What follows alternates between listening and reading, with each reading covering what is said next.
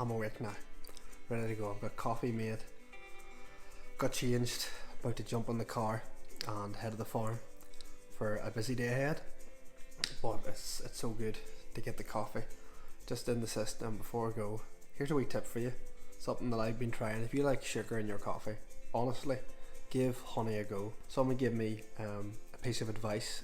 I suffer really badly from allergies, and they said around this time of year when hay fever is out and about to start eating a spoonful of local honey every day to try and protect you from it, and I'm giving it a go. I'll see how it turns out, but even if it doesn't work, I'm still going to keep the honey in the coffee, and I'm telling you, I need this coffee for the day that's ahead. So let's jump in the car and make our way to the farm.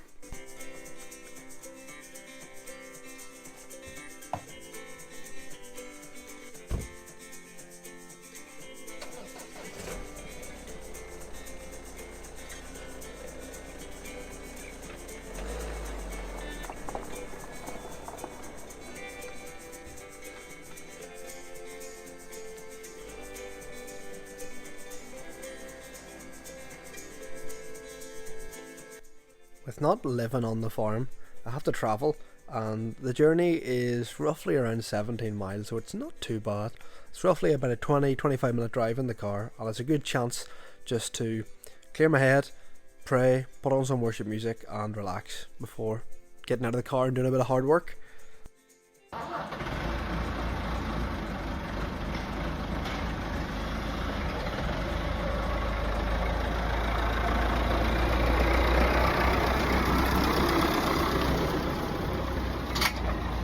In comparison, the journey from my grandfather's farm to my father's farm is really quite short.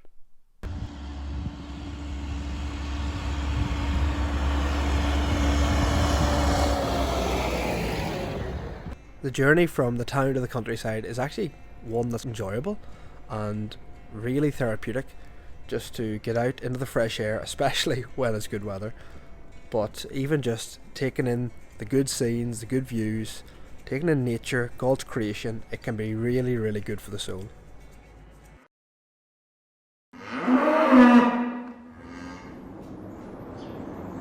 One of the first noises you'll hear when you land on the yard is the animals. They're roaring, they know you're there, they know they're about to get fed, and they're letting you know that they're hungry.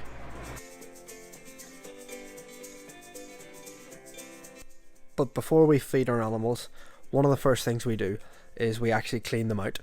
That involves not only cleaning out animals that aren't in a slatted shed, cleaning them out from their manure, making sure they're nice and clean, but also the waste from the silage.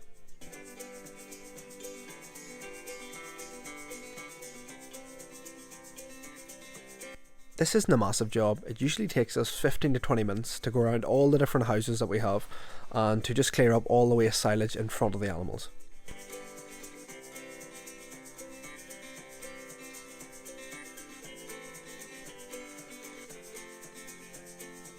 It's one of the jobs in the farm I don't mind doing, because I love to see the place clean and tidy, but it definitely does play with my allergies. I don't know whether it's the animal dander or the dust, but it can really get stuck up my nose on a dusty, dry day.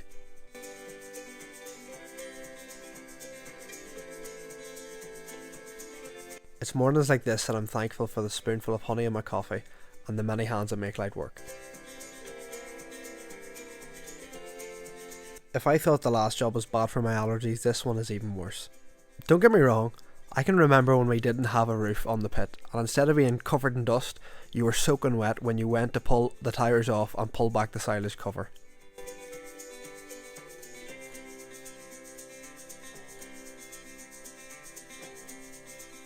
We pull back the silage cover so the tractor has enough room to grab fresh silage for the cows.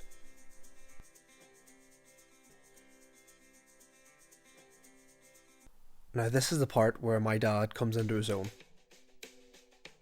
He and my cousin Matthew are great at grabbing in silage, and I simply follow behind, grape in the silage and feed them meal. This gives us a chance to check on all the animals, to check their health, to make sure they're thriving, and if there is anything wrong, to put things right. It's actually one of my favourite jobs on the farm. I find it really therapeutic and really enjoyable just to see the animals, spend time with them and to make sure they're doing well.